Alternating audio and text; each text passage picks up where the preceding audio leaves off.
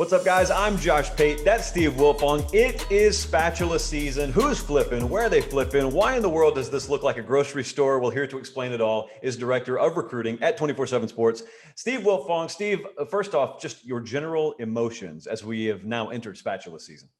Look, I'm just trying to get to December 20th and have an idea of all the flips before they come, because we're going to have some surprises for sure.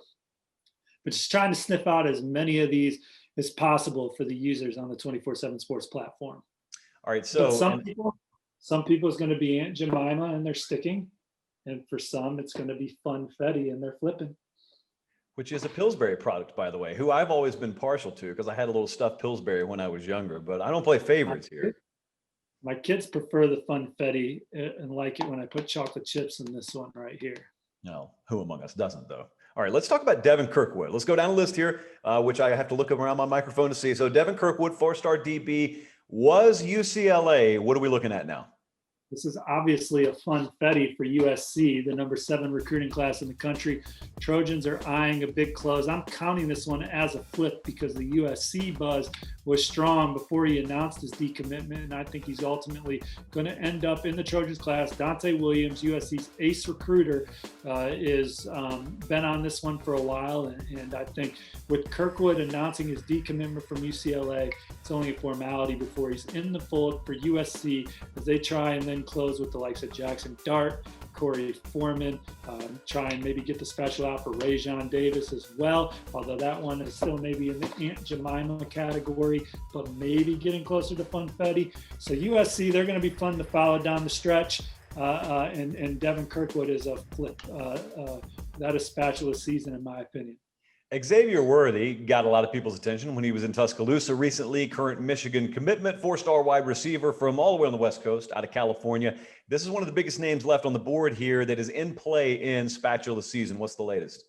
I'm still Aunt Jemima here, but getting close to maybe being Funfetti for Alabama.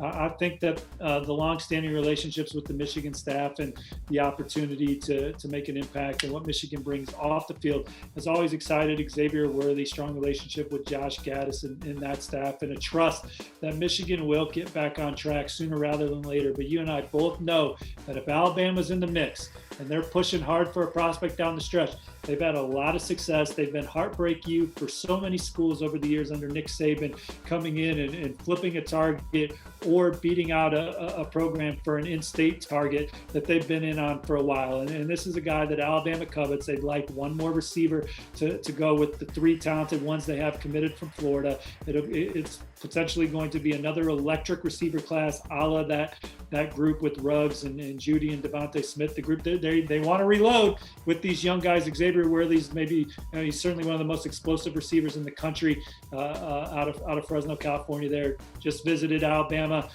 with his mom for the first time. They had a good experience. I think Alabama's in there, but I still think slightly he's going to stick with Michigan. All right, let me throw another 4-star name at you here, Audric Estime. So he has had a tremendous senior season, rushing for close to 2,000 yards in limited games, and has been committed to Michigan State. He's one of the jewels of that class. Keep an eye on places like Notre Dame and Wisconsin, though. If those programs get in the mix, and Brian Doan, our lead expert on that recruitment, has reported that Audric is not close to signing, or excuse me, that's the wrong wording. He's not planning on signing during the early signing period. So if Notre Dame or Wisconsin comes into the mix and starts pushing, I think we're going to have some Funfetti there with Spatula season, and I wouldn't be surprised if Audric ended up elsewhere. It's the most wonderful time of the year. Hang them on the tree like ornaments. That is Steve Wilfong. It is Spatula season. Keep it locked on 247sports.com for all the latest.